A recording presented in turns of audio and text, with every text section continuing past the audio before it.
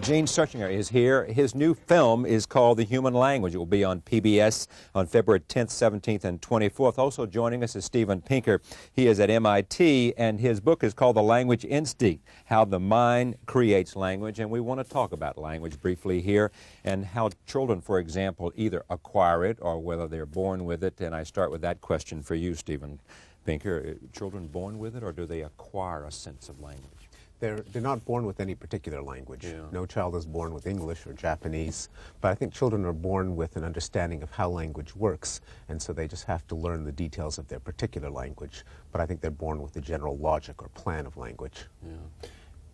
Tell me what you hope to do in your film, in which you were the writer and the producer and the filmmaker of The Human Language. What I really want to do is spread the word about something that's absolutely astonishing.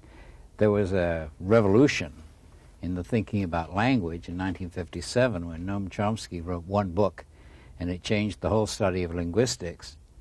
How did it change it? What did Noam Chomsky say that made the study of linguistics so different?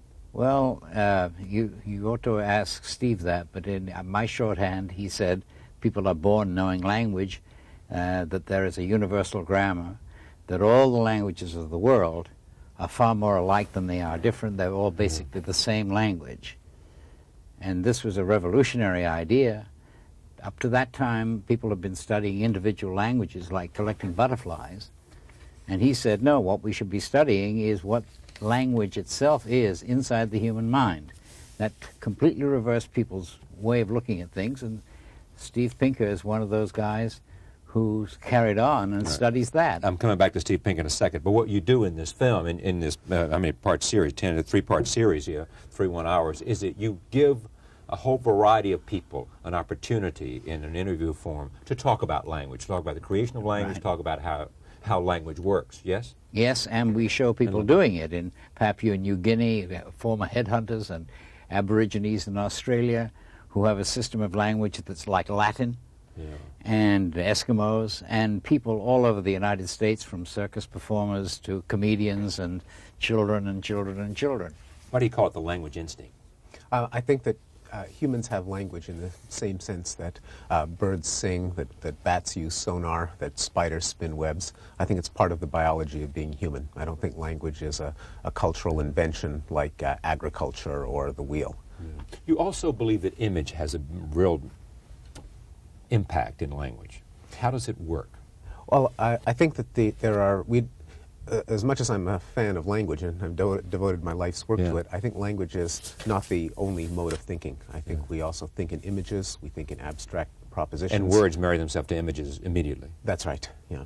I think that when we reason spatially, we're not using language, and I think even the thoughts underlying language are not themselves words, but that we use words as the primary means of getting ideas from one head into another. Yeah.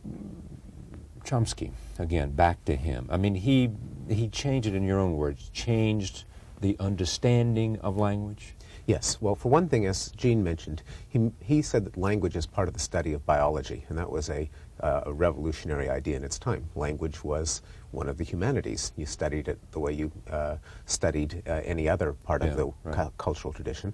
Also, he set the main problem of language as acquisition of language by children. He said, if you really want to get to the essence of language, figure out how kids, after a couple of years of hearing their mothers and fathers speak, can not only learn the words, but put them together in brand new combinations that fit the grammatical pattern of the language and that will last them a lifetime, expressing brand new thoughts in brand new combinations. That's the fundamental problem. Now, how do you feel about people like William Safire, who write about language and derivation?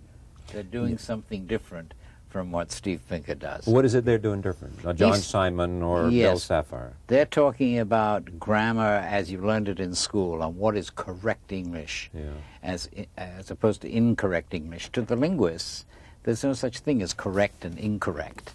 There's what you're born with and what people understand, and then there's what the prescriptivists or the school moms tell you is correct, like you mustn't split an infinitive. And that's what William Safire is interested in.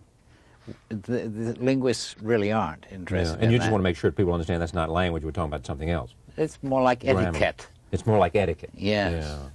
Yeah. What's the magic of this for you? I mean, why'd you want to make this piece, this film?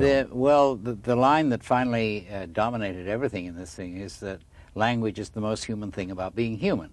I mean, we have the opposable thumb, and we don't have fur, and we stand upright, and all of these are very important things. But the thing that distinguishes us from all other creatures, whatever you may have heard about dolphins and chimps, is that we have language and they don't.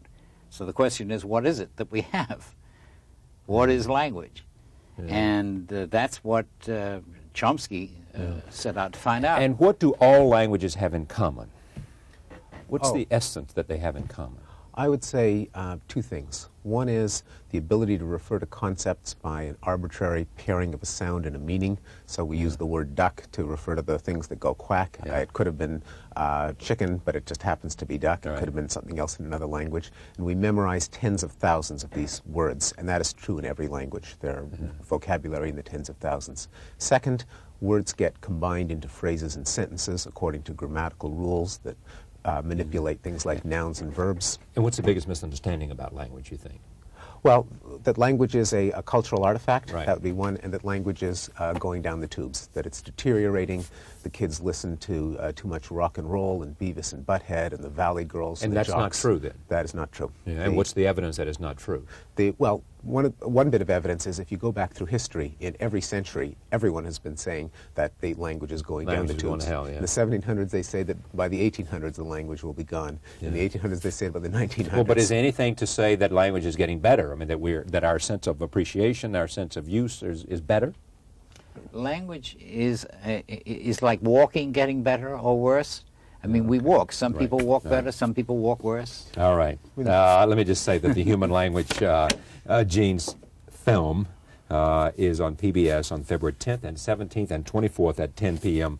And for those of you who really are interested in this subject matter and want to explore it, the national bestseller, The Language Instinct, How the Mind Creates Language, Steven Pinker in paperback.